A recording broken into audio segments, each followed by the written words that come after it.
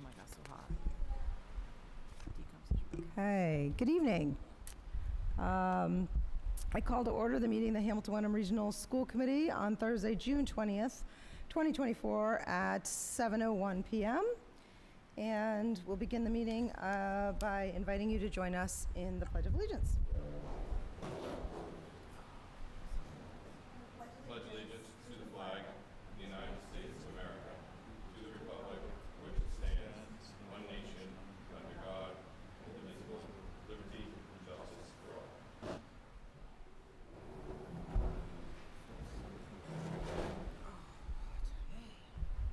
Okay, I just want to remind everyone that this meeting is being recorded and live streamed on HWCam. As always, we have an opportunity for people to provide a citizen's comment on Zoom, but the best way to watch the meeting is not on Zoom. The best way to watch the meeting is on HWCam. We also, Mr. Tracy, do we have a member that is remote or not yet? Yet. Okay, so we have a member who may be joining us remotely, and we'll let you know if that happens.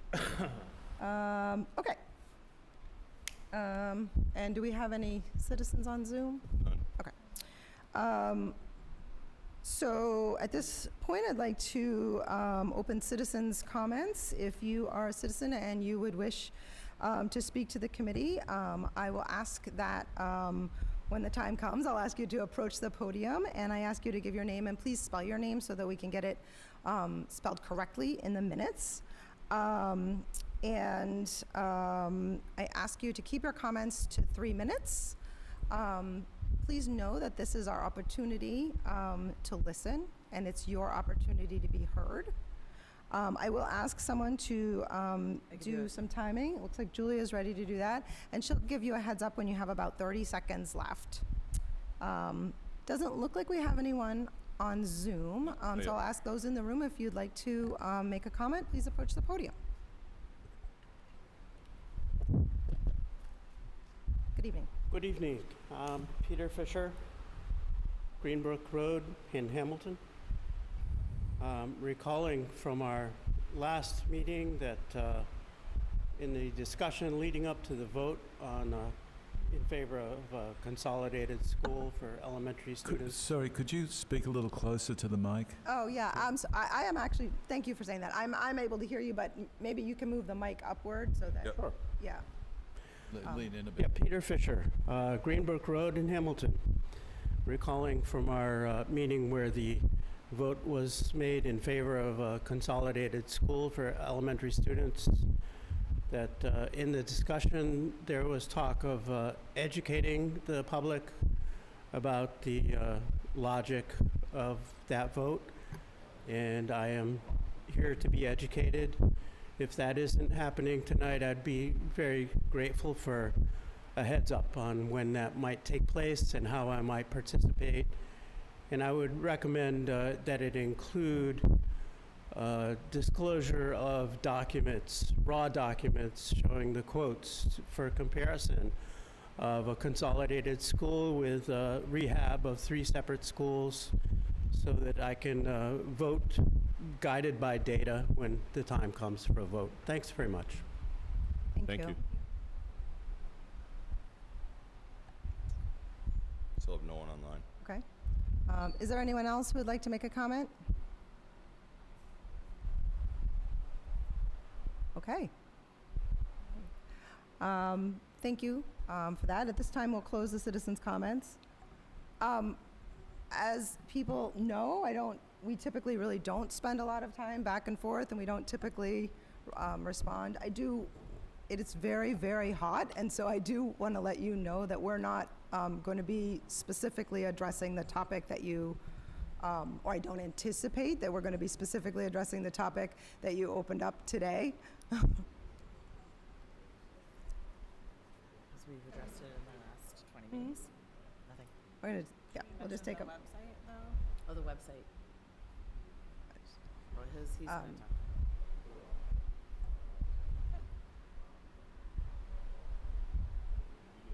Yeah, I don't want anyone to sit here for no reason.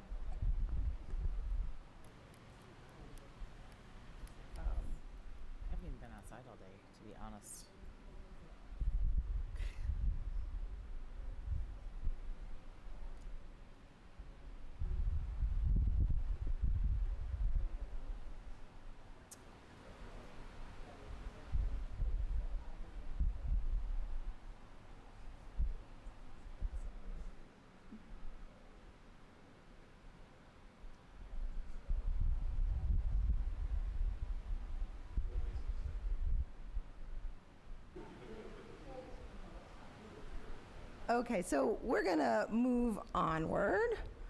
For those of you, okay, we're going to move onward. Sure. Just for as a point of information, the HW Schools website does include a page that provides a lot of information regarding the elementary school building project and the process thus far.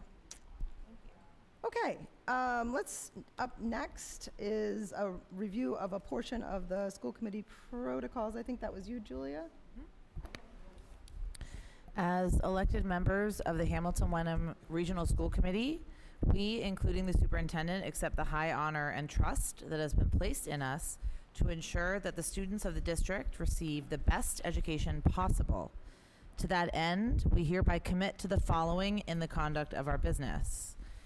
Number 13, the school committee will demonstrate professional and collegial relations with one another. To this end, members will work to maintain trust and mutual respect between and among each other, the superintendent, and the administration by treating everyone with dignity and respect, even in time of disagreement. All voices and concerns of individual school committee members will be given equal weight and significance.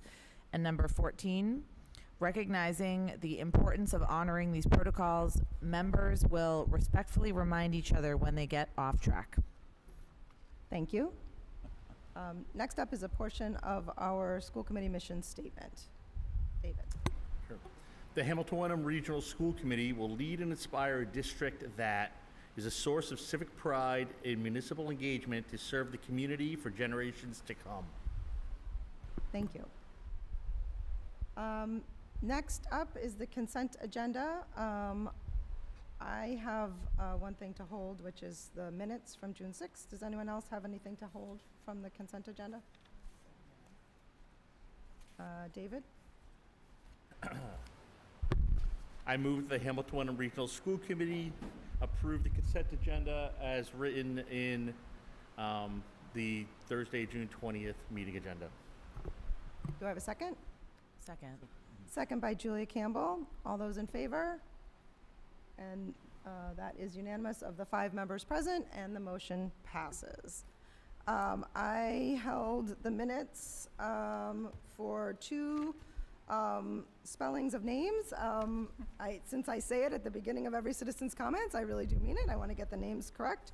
So at the bottom of page 2 of the minutes, one of the citizens who spoke is Eric Musser, and it is incorrectly spelled as Muster. I believe it's M-U-S-S-E-R. And then at the top of the next page, the first person who spoke is Jeff Austin, and I think that's just a typo. Jeff is misspelled. I have one more. Okay. And I just happen to know this person at the top of page 2, Chantel Clark's first name is misspelled. Oh, okay, good catch. All right, so I happen to know. Chantal Clark, her first name is spelled. I also, C-H-O. Yep, I also have a question. It absolutely. might be like a transcription question. On the top of page 5, the last sentence of 9A, Chris Lane confirmed that according to the polling data, all of the presented building projects are underwater. Either I'm missing what that means, or it's not what he said. I'm going to speak to that only because I don't know for sure, but I think I'm the one that asked the question. I think that's how I phrased Oh, okay. it. Okay. I don't know that to be, I don't know that to be 100% true. It may Okay. not have been me, but I think, but if you're feeling like that could be clearer, is that your, We can Yeah, go I back went and back look at the and- video. yeah, we can ask, Yeah. we can certainly ask. Okay, I went back and tried to get to that point, but it Yeah. didn't happen for me, so I Yeah. don't know if anyone else had an opinion. So we're looking for clarification on that. Yeah, thank you. Given that, I wonder whether the motion is to send it back rather than correct it. Yeah, 'cause since we were not sure. Well, I mean, those could be probably, I mean, you guys caught me because I actually didn't get a chance to read these when I walked into our meeting the other day, and I was Just talking shows to. that you normally do. But Janelle had set them out, wanted to put them on. So I just told her to put them on. But trying to think if that last note could just be deemed a Scrivener's error. And He did say underwater. I don't think he clarified what it meant, but Yeah. we can clarify that. Yeah, I guess all I'm saying is I'm wondering if it just is the kind of thing that gets corrected and put back on an agenda. yeah, but I don't think it needs. If it's a You're saying Scrivener's it error, it doesn't doesn't need need to go to? back on. Okay. Well, then I'll If leave we- it to if we're- I'll if- leave it to you to try to craft that motion.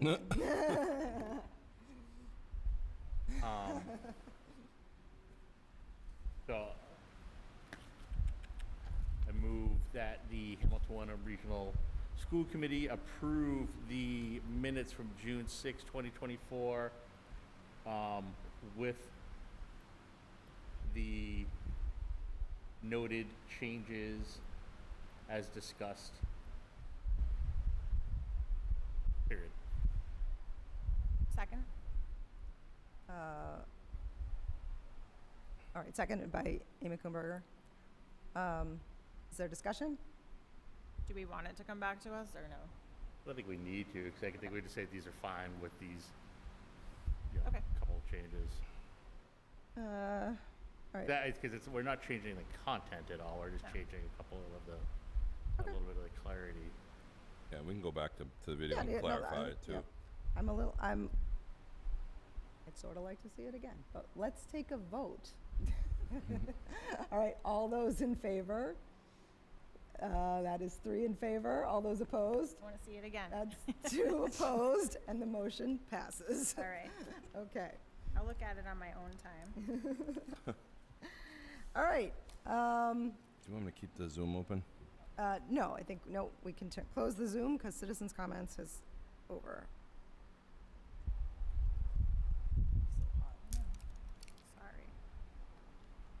Sorry. Okay, next up, student handbook changes. Mr. Menegoni. Do you want to present? I don't have, no, okay. I didn't think so. Help yourself.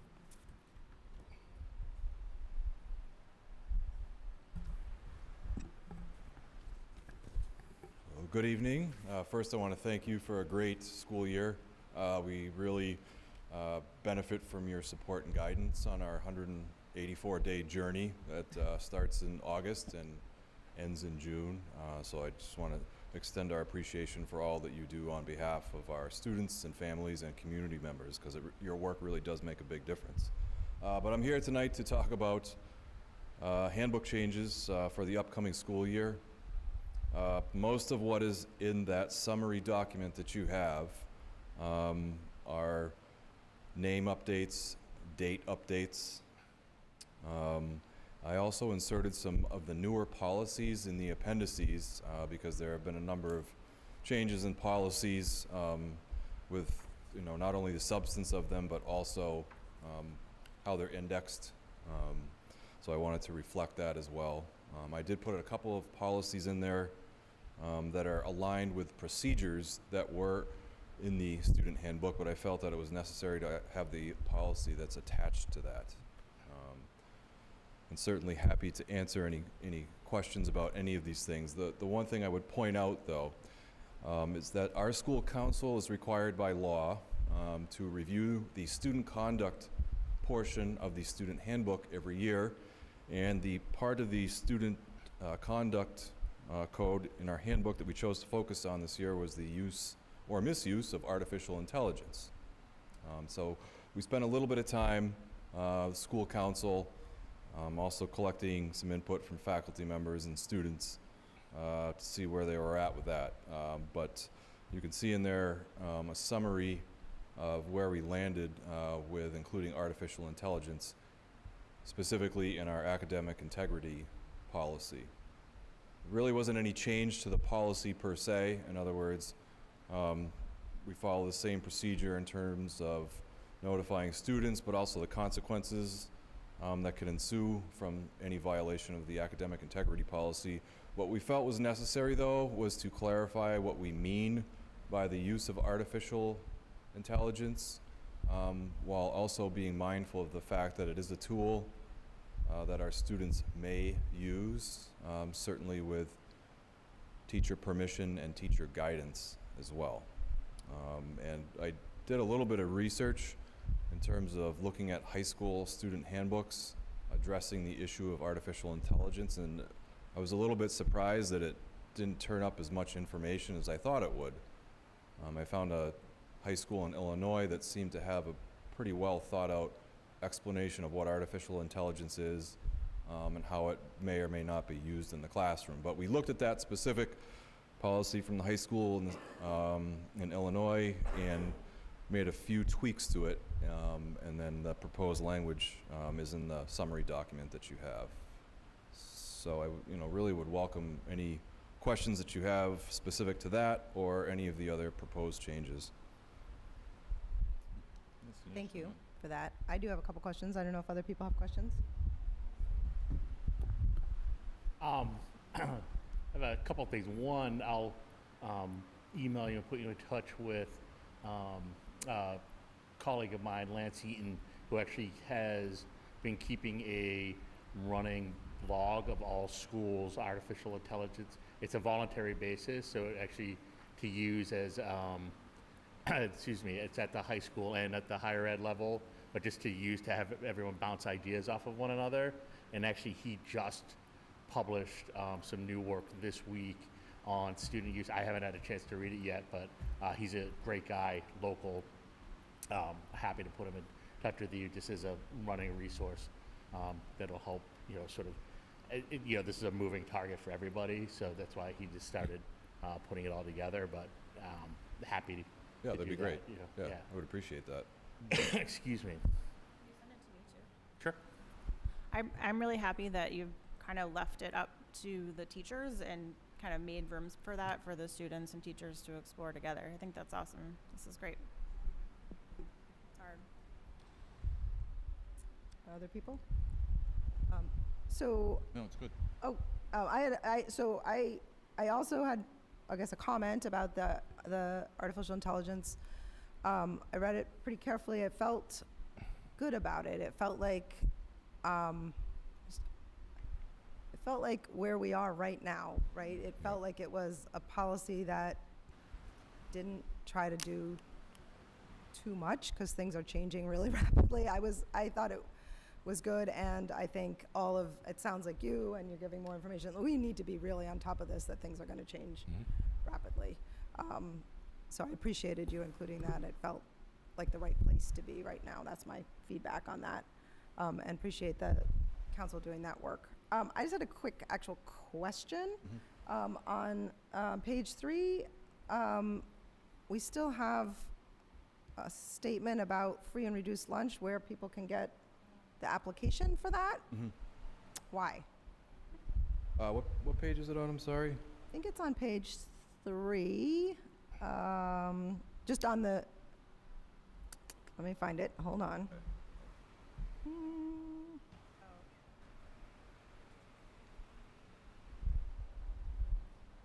Oh, it's at the very top of page 3, right there on, see the third little paragraph at the very bottom. Free and reduced lunch applications are available. I mean, it's not bad, Yeah. but why? Why have that statement there? Well, in other words, currently, lunch is free. Breakfast free? Yeah. That's a Everything's free. good question. It's still a designation that we use Well, that was kind of my Yeah. question. Is that something that is still, in like, practice. are we asking? That was Yeah. really my question. Is that still a form that people are filling out? Are they filling it out to access some other service? Is there? I can jump in on that. Yep. That form accesses other services outside That was of my- yeah. lunch. Scholarships is an example. We use that form as a trigger. Also summer food programs, which are still free, but only for people who quote qualify. So we have to be able to use if somebody moves into town in May, we can't designate them right away, and neither can the state. We basically get a list from the state, and then we compare with what we have. So we do have to make them available still.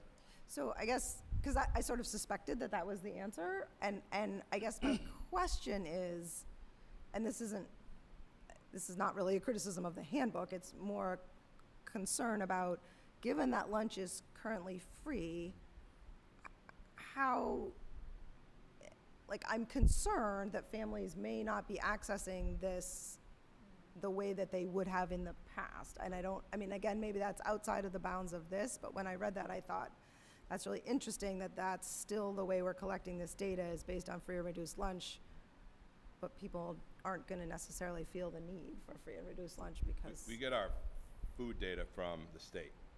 So it actually comes in through the various programs they have for children in need, families in need, and that data gets compared along the way. And I think more often than not, if you get somebody who's new to the state, or someone who doesn't hit the database right away, that's where this catches it.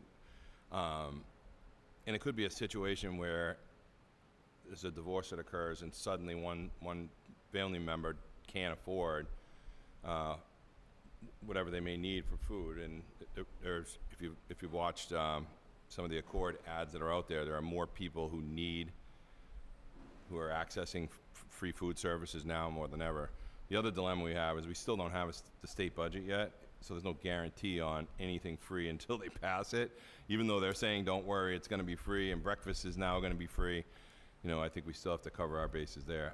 I'll have to check, but I think it's also in part of the law that we have to make them available to every student. I guess my question is, or my concern is actually the reverse. It's not a concern that they are available. My concern is, is everyone who should be completing this application doing so? Because it seems like in the past, you might have been more likely to do so because that was the way that your child was gonna access lunch. Like the entry to that form shouldn't be through lunch anymore. It should be Right, through- and that, it sounds like that's a state level decision and not one, so. So is It this, may be beyond the scope of this handbook, I just Double check. wanna make Yeah. sure that everybody, Thank you, David. No, thank you, although, you know, it's already so hot in here, I don't know that it makes any difference on the fan, so thank you. Moving the hot So air. anyway, yeah, that was just my concern, is I want to make sure that if people don't realize or don't know that this form is actually a inroads to get a bunch of other potential services other than lunch, that's all. right, Yeah. so is it worth striking this from the student handbook moving forward? Let me No, I don't dig think- into it with Eleni. Yeah, I'm actually not even proposing that it should be stricken. I'm Yeah. more just Worried about confusion. worried about, Yeah. like, if you know, if a family is experiencing food insecurity, for example, in the summer, I'm not sure that they would know, oh, this is how I would access it, you know? But I suspect that it probably is a free and reduced lunch application. That's probably still what it's called, is that Correct. right? Yes. So, anyway, I don't know. There may not be more to say on that. I just was a concern. That's a good question, though. It's kind of a logic problem in some ways. Yeah. You know, I Right, get it, yeah. exactly. And I just wonder if people are missing it out on that because, and then my only other final thing that I wanted to say is I really did appreciate, and I appreciated that you included a lot of the updated policies, and I guess I just wanted to take an opportunity to thank some of whom are no longer on the committee, but the people that did that huge policy review, because several of these policies were reviewed and reworked by the school committee in the past couple of years. So I feel like it's great that the work is being utilized. So thank you for that. Anybody have anything else? I just want to add, there's one item that's not here. It's the Title IX changes. Okay. There are, I think, 11 or 12 different lawsuits right now pending. We've asked our attorneys to help us kind of wade through it and realign our policy, so we won't have that until we come back to school. It's going to be an August deadline to kick everything off, so attorneys now are just looking at the information with some concern that it could get overturned. Some of it could get overturned. So that would be the only addition that we'd have to vote in, probably in the fall. All right. And logistically, then, that's just kind of an insert or something that Yeah, you yeah. add later for people? Well, everything's electronic, so it's easy to. Virtual yeah, insert? virtual insert. Okay. I had,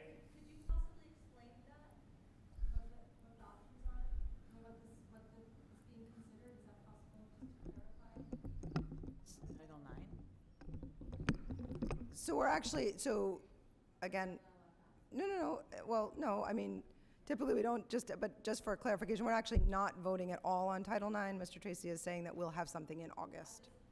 I was just wondering what was being debated, like what was the consideration of what's going on with the Title IX that It depends on which state you live in. So there's a lot of legal action between, I think there's 10 or 11 states against the Biden administration changes. So we're kind of waiting that out a little bit to see what happens, but we haven't done anything yet. Thank you. Oh, go ahead. Good, I just had sort of one clarifying question, then these are both thoughts that I've had in my mind that I probably wasn't going to bring up until sort of next year, but one is really pertinent here. The grading guidelines, as we go through, right, so we're looking at 80, a B is an 83 to an 86, and B plus is 87 to 89. And while that seems really cut and dry, is a B an 86, 83 to 86.9, or is it 86, 83 to 86.4, and then 86.5 to 89, a B plus? Right, that honestly is dependent upon the teacher. Does the teacher round up or does the teacher not? I would yeah. think that we should make that a district-wide policy one way or the other. David, you're looking in the body of the handbook, right? Not on the, you're not in the changes. Yeah, no, I'm just looking at I'm looking for the change. No, I just wanted to make sure. Where is Yeah, it? no, 'cause these are just two thoughts that have sort of been in my mind that are, and this is, again, I use Aspen at my other school, and we use Aspen, and the two run a little bit differently. So these are sort of things that have come up, and people have asked me questions, and I know answers for one place, but not necessarily the other, so I've thought about that. And then the second thought, and this is planting a seed for a discussion, maybe it's with us, maybe it's, within the school, but the idea of minimum grade requirement and, for the quarter of failing, being no lower than a 50. So mathematically, a student can Can recover. get together and actually recover. And again, that's a much bigger discussion, Yeah. but this is a great place to plant that seed for a So larger discussion. I was just making sure I understood, were both of those comments sort of forward-looking? Yeah, I think so. I think that, as here, just that vagueness, especially the teacher discretion thing is probably the worst answer I could have gotten, because then if there's no written policy, I can give it to you, but I'm not going to give it to you. And that throws the idea of having an equitable education environment right out the window. So, Yeah. We did engage in probably at least a semester-long discussion around grading at the secondary level.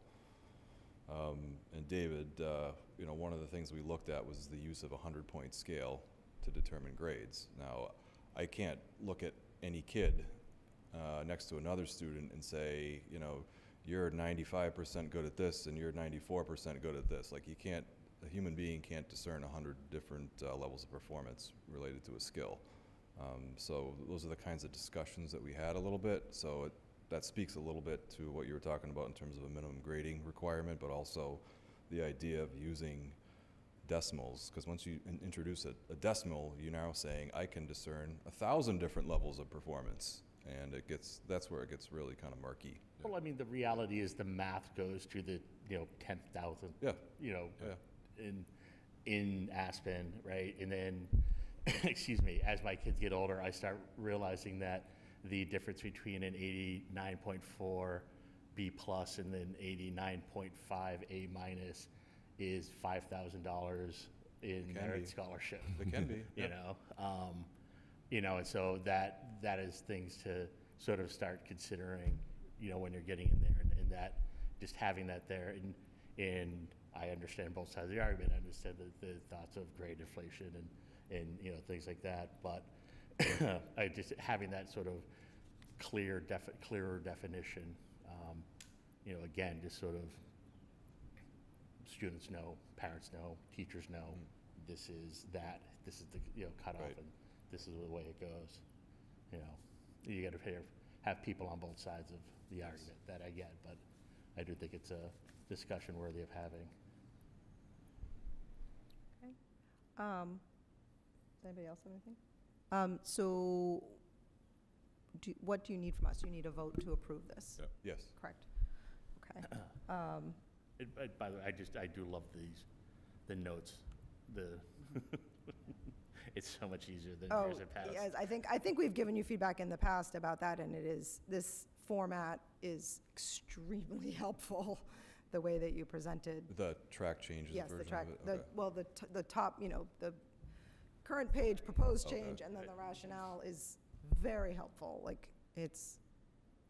Doing mu- a deep dive in 10 minutes, right, that took us an right. hour and a half. to Much, do. much more so than I think it used to be, like, in the red Oh, yeah. lined version. This is very helpful, that's my feedback. They're digging on the old principal, if you didn't know it. Well. Kidding, kidding. God, he's gone.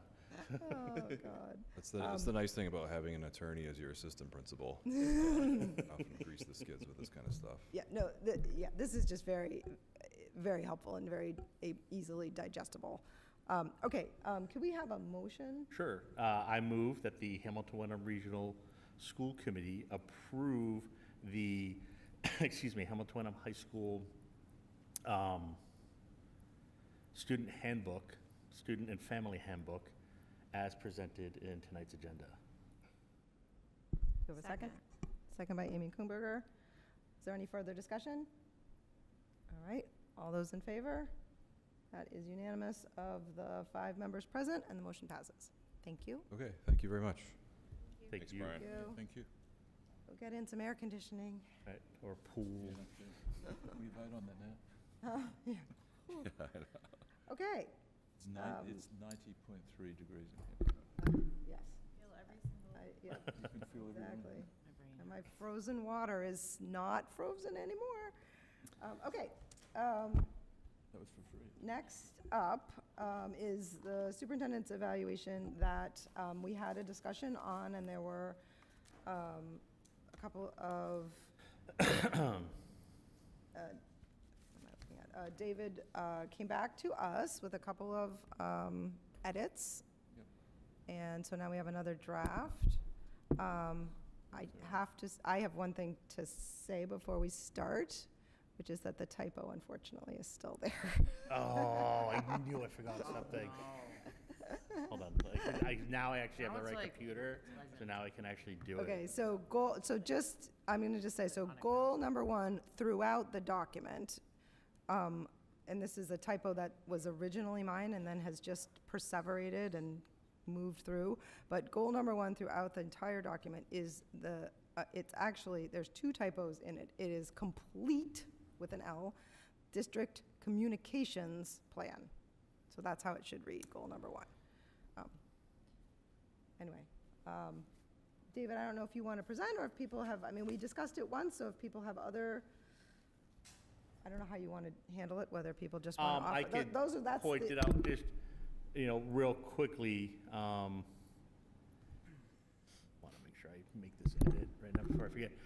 Just real quickly, as we go through the 2 major changes that went through, I know that should have been 3 major changes. Was one that Trent was correct. He actually identified that I had written a series of his numbers down wrong, because I thought it was a 1 through 4 scale, and it was a 1 through 5 scale, so I actually had changed that. Can I just ask a quick question on that? Yeah. That did not change? It did doesn't not look like it change. changed where any of the eventual? Correct, Ultimate, correct. okay. And if I could pull it up.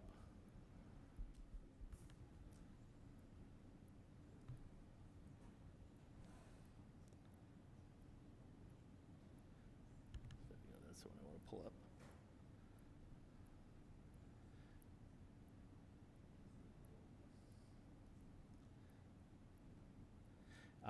That was on the superintendent's performance goals. or that actually changed. I originally had it as 3332 for Trent, and it was actually 4442. So that's all now 4 out of 5. So that was the first. Okay. Yep, okay. keep Okay, going. and, oh, fuck, I just closed it again. And then the second change was just adding a little bit more specificity to one of the notes as David had asked for, excuse me, and that was under the, not instructional leadership, the Standard 2 Management and Operations. And I just added it to the last paragraph where it says, now reads, while Mr. Tracy's performance in Standard 2 Management and Operations is graded as proficient, there are areas identified for improvement, such as enhancing transparency and community engagement and refining process related to project management. One specific concern raised by a single committee member involves the need for proactive measures in assessing current facilities to ensure they provide a safe, efficient, and effective learning environment. This member emphasized that waiting for mandates from regulators should not hinder proactive leadership in this area, citing successful initiatives in other districts like BPS and Newton, excuse me, that have yielded important health and academic outcomes. Despite this differing viewpoint, it's important to note that the majority of the committee recognizes Mr. Tracy's overall effective management of projects and adherence to legal and ethical guidelines, contributing positively to district operations and student well-being. Okay, is there discussion? So, thank you for your work on that. I really appreciate it. I do believe that this is accurate in that it clarifies that it is one member. The sort of the portion of it that I find like saying that there's areas for improvement such as enhancing transparency and community engagement, all of those things I feel like is certainly a judgment that people are allowed to make, and that while I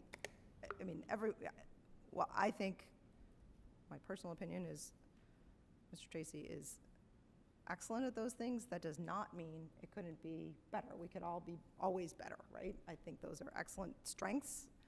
So I'm not really as concerned about that. I am a little bit concerned about this, and I know that I was one of the people that asked for specificity, and so I know, but I'm a little bit concerned about the part about waiting for mandates from regulators and initiatives from Boston Public Schools and Newton, only because those were things that were actually brought before the committee, and I don't quite know.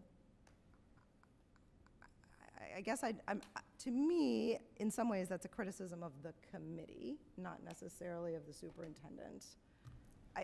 It's not the hill I'm going to die on. It's just something that I'm not sure how a superintendent, like I understand that a superintendent could have had a different view, but these things, some of these things, so I'm trying to speak really carefully about it because I do really respect your opinion, and you're allowed to have your opinion. Right.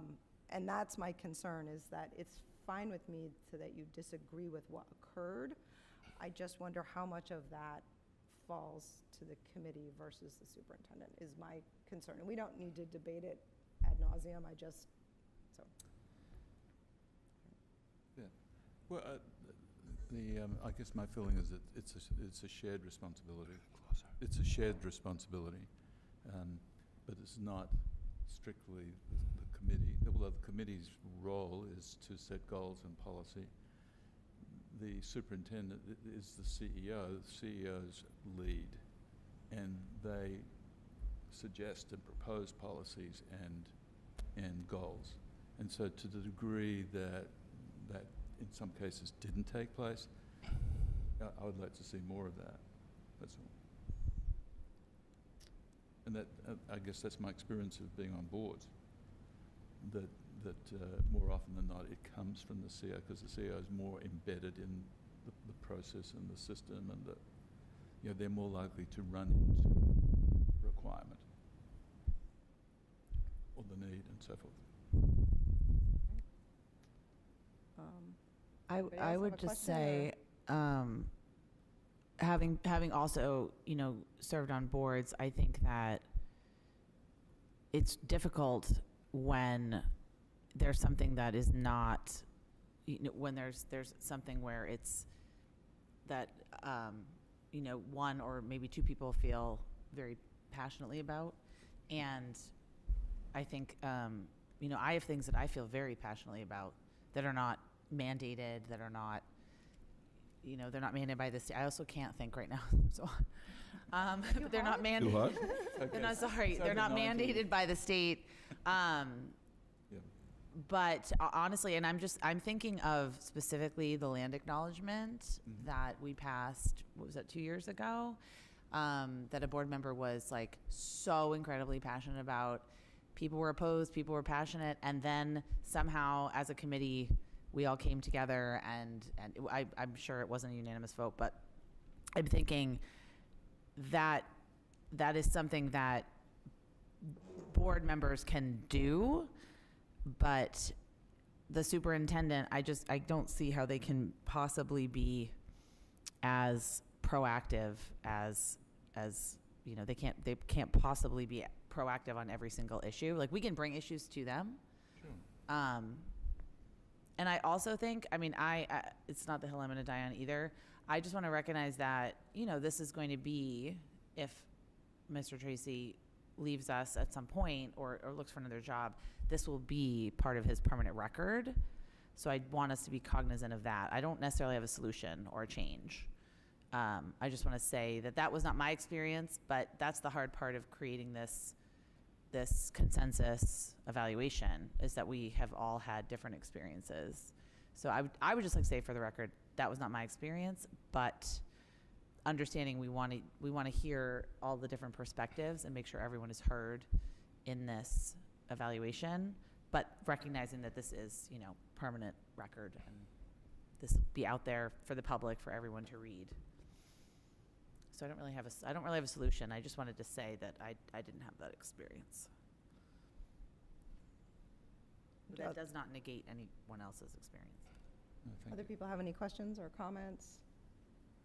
And thank you, Dave, for doing David, this. thank you. And I do want to give Eric an opportunity. I to- do have one question. Okay, your question What is about, what is the typo that I'm fixing other than complete? I have it open right now, So- and I'm looking at everybody use the same. correct. So again, It's not gonna be just to pretty. take full responsibility, I initially sent it out with a typo, and then I sent it out with corrected, and none of you made the correction, and it's my fault. But this is how it should read. It's up here. It should be complete, not compete, but Yeah. complete district communications plan. Okay. It's under district improvement, but it's actually the district communications plan. I think it occurs a couple times. And then throughout. right, and the Yeah, reason it's right. throughout is because I paste. just Yeah. cut and paste, you know, so it's gonna be something that needs to be I fixed have it throughout. fixed in the document. first one, I will fix it Correct. in all the rest, and then I will update the. Correct. Eric, did you have any questions or comments that you want to address with the committee?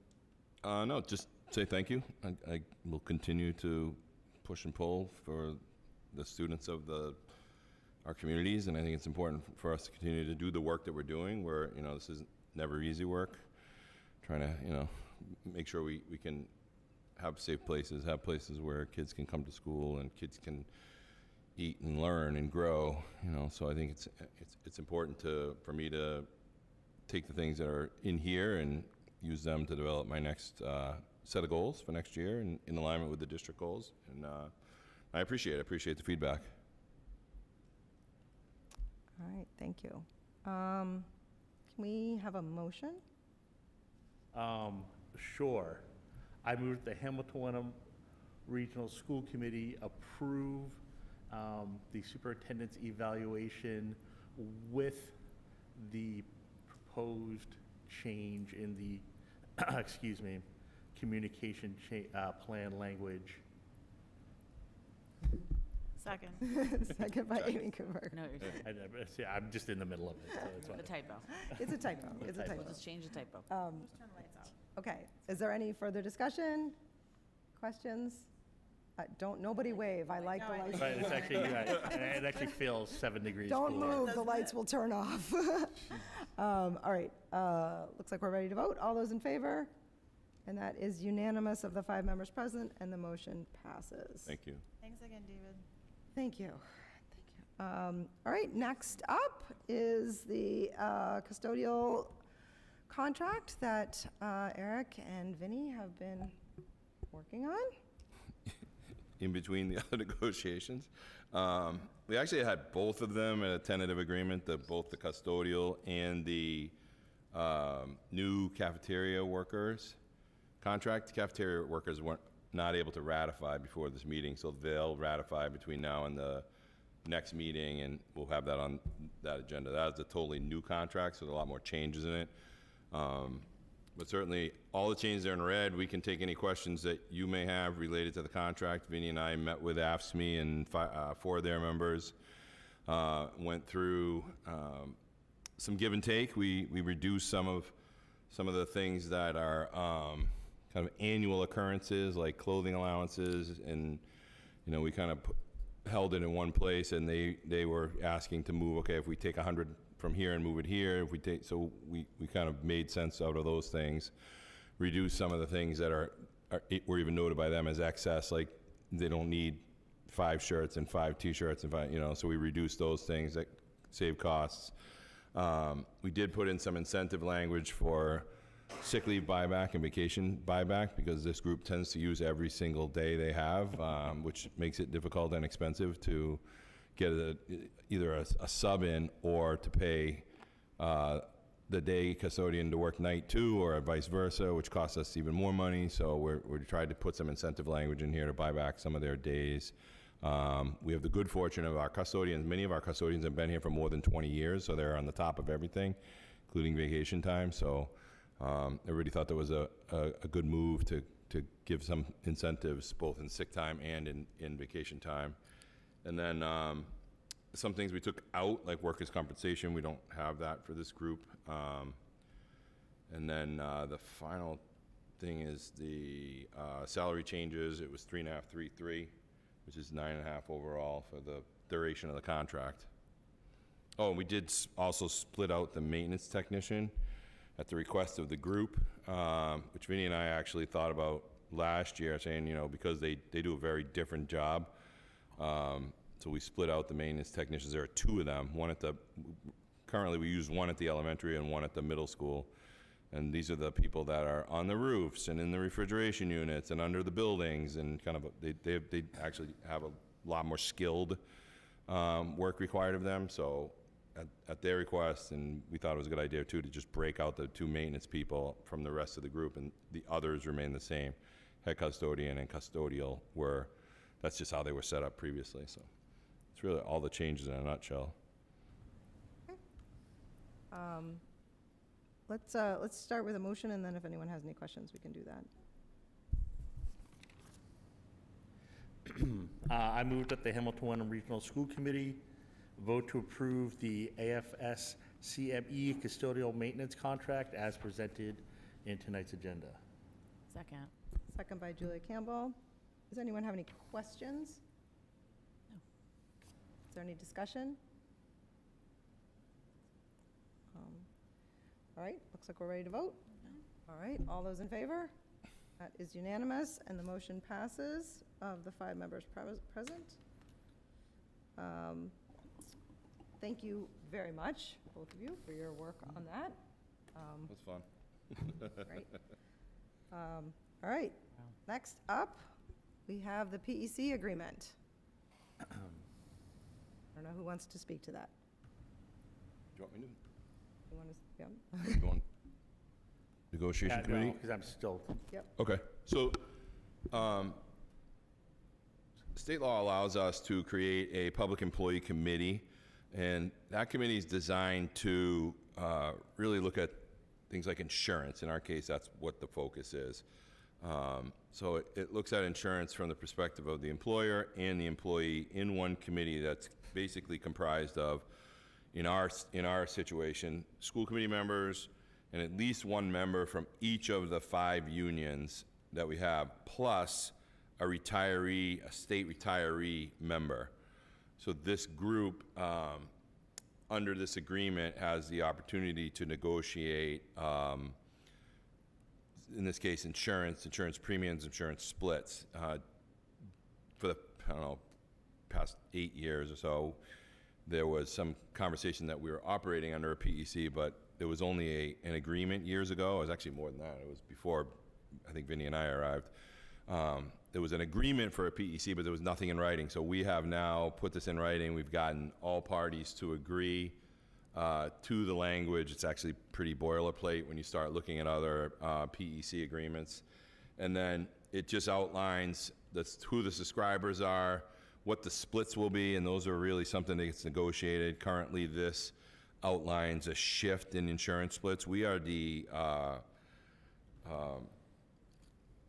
most different, I guess if I can explain it, insurance split in any district, in any municipality around here. Many are, they range from 80-20 to 75-25 to 70-30. We are 60-40, where the district pays 60% and the employee pays 40%. These groups have come together and said, listen, we want to try to shift that to 70-30. People got to the table, sat down, and started looking at ways to do that. And this PEC, first of all, is a 3-year agreement, so we can only work within that 3-year cycle. So this currently represents the agreement we've come to. The first year, which would be next year, the shift would be for 62-38 on the split, and then the next year it would be 63-37, and then the third and final year, 65-35, with the goal of trying to get to realistically 70-30 over time. And if you see how that's working, it's probably in 6 years away. So that's what this represents. Thank you. Oh, Again, can I, yeah, sorry, go ahead. one thing I do want to mention. The group did vote to leave the Medicare splits the same at the 60-40 for now. So that's the one thing that's different than all the other groups.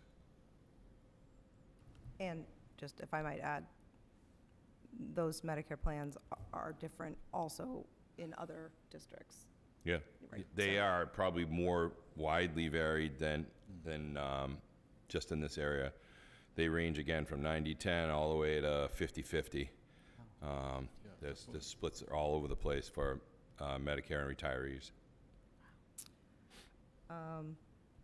Okay, let's start with a motion, and then if anyone has any questions, we can. I move that the Hamilton Wenham Regional School Committee vote to approve the PEC agreement as presented in tonight's agenda. Second. Second by David Frankel. Anyone have any questions? All right, discussion? All those in favor? Oh, sorry. Oh, yeah, I go just ahead. want to say one comment. I really appreciate the effort put into this. I know we've had a lot of discussions, or I know you've had a lot of discussions around this. Also, the move to hopefully be 70-30, I think that's sort of like our North Star, maybe at some point. Who knows if we Yep. can do that. But I love that it's been said, it's been sort of put out in the universe, maybe, at some point, maybe 6 years from now, like you said, we can make it happen. It But could be I just sooner. think, that people don't understand like how, the difficulty in negotiating these kinds of things and the constraints, the financial constraints. So I appreciate the negotiations committee and all the work that you did on this. It And I definitely think could be sooner. I have no problems with it. Yeah. Yeah, it and definitely could be sooner because of I just popped the reopener up there. If Yeah. the premium goes above a 5%. Vinny's actually done an excellent job at keeping our premiums down. The 2 towns have been hit with 9, 10, 10.5%. We're at what, 4.9% increase.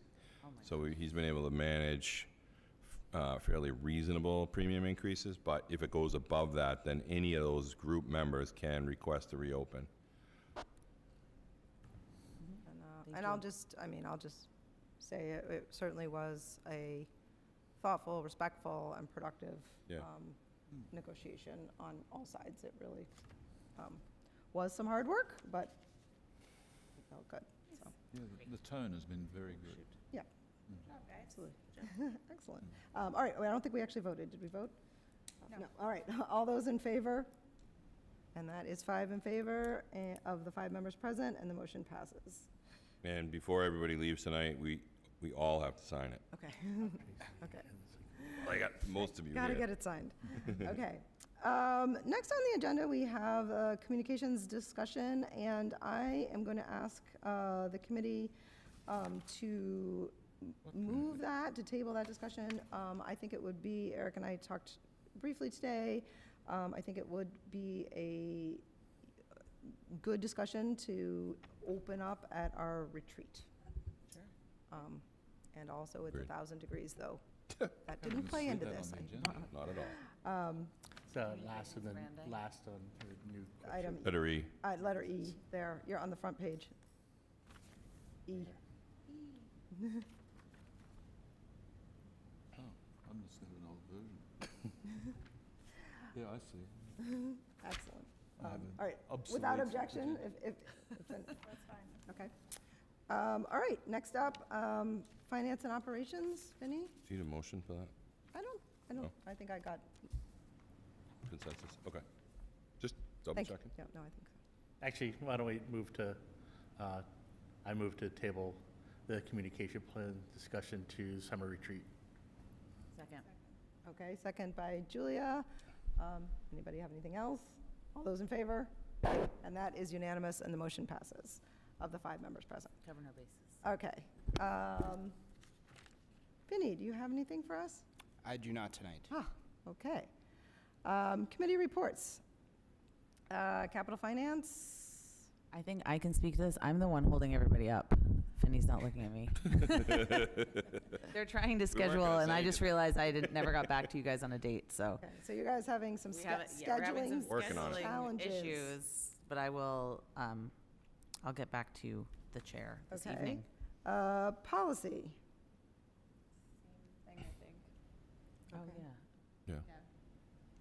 Did you send me? I don't know. Okay, so policy, we're Same thing, it's scheduling. Julia's It's fault just again. Julia's, everything on this is I am- Julia's fault, taking I'm pretty notes, but I'm sure. not writing down Julia in any place, it's just, negotiations, we are going to provide Yeah. you with an update in executive session.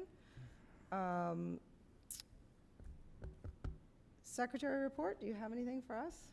Secretary? I do have a question and a couple things. Give me 1 second. I don't want to choose a different, cancel that for now.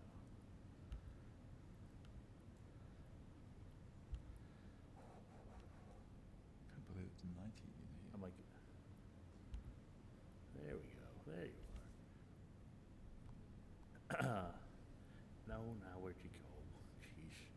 So I had just a couple questions. I had, I know we discussed last time about some outstanding minutes, and I can't remember if we finished.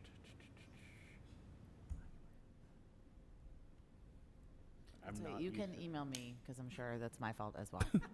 Julia, I think, you know, Outstanding minutes, it's definitely me. You developed a guilt complex. yeah. Yeah. I did get the executive session minutes Yes. in, though. All right, yeah, so that was just There's the like other thing something is from 2023 that I there might was be some, missing. yeah, Yeah, there was yeah. some executive session minutes. All right, I'll just email. Just you. email There's a few questions me.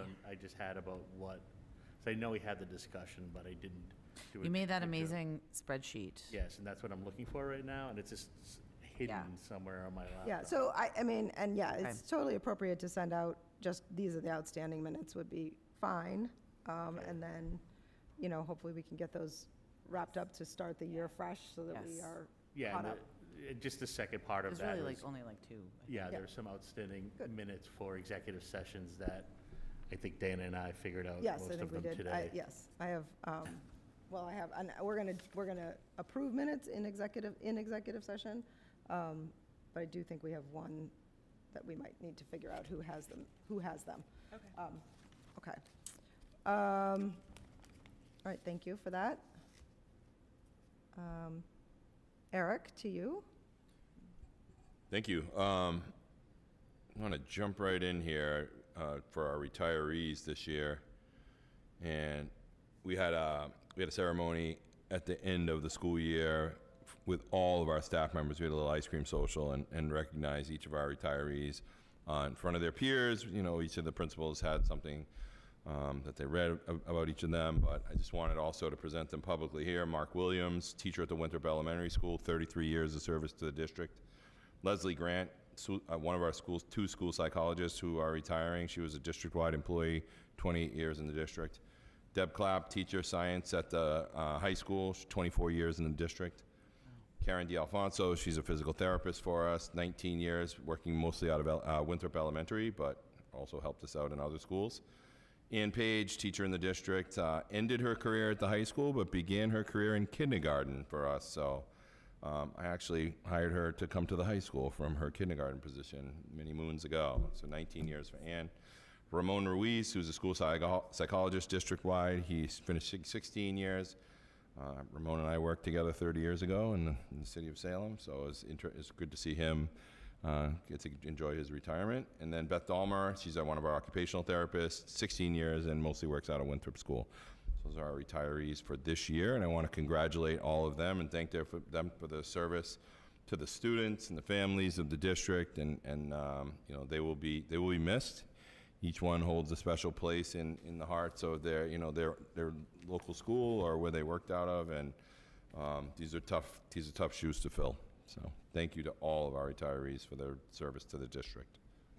That's amazing. Thank you. And thank you for taking the time to go through that. It's a lot of years of service right up there on Yeah. the board. It's really, it is. Thank you. Does anybody have anything else? Nope, all Okay. set. All right, nothing else? Unless you want me to make something up. No. That's good. Okay. For my chair's report, the only thing I want to say is we have our retreat scheduled. It's August 8th. I'm saying that 9th? Ninth. Sorry. Yeah. 9th. And my only final comment will be that my dream goal, as a personal goal, would have been to get under 2 hours for our average meeting. As before tonight's evening, we were at exactly 120 minutes, 2 hours, and since tonight's meeting looks to be like it's going to be under an hour, I mean, under 2 hours. You've driven down think the average. We're gonna, I can plug it into the spreadsheet when we're done, and I'll tell you the exact number. Vinny probably already has it done, because, but To the thousandth place. I really, That's funny. I mean, I'm sort of joking, but it really was a real goal of mine, that 2 hours seems really sufficient to do, and while we've certainly have some that have been much longer than 2 hours, we've also had some short ones, and I appreciate the level of professionalism from the committee to make that. So, anyway. All right, topics for future meetings? Oh, I was going to say, I was going to offer you a motion to Our next adjourn, but meetings will we be should do in FY '25, but, Yeah. okay. So unfortunately, I know how much you like to make the motion, but I have to move into executive That's session. right, you've got to You All have to do right, does that. anyone have anything else Who's before I do excited? that? All right, I move to adjourn into executive session for purpose number 3, to discuss strategy with respect to collective bargaining with the HWREA, where an open meeting may have a detrimental effect on the bargaining or litigating position of the public body, and the chair so declares, and we will not return to open session. Second. Second by Amy Kumberger, and this is a roll call vote. David Frankel? David? Yes. Julia? Yes. Amy? Yes. Dana's a yes, and we are adjourned into executive session. Thank you.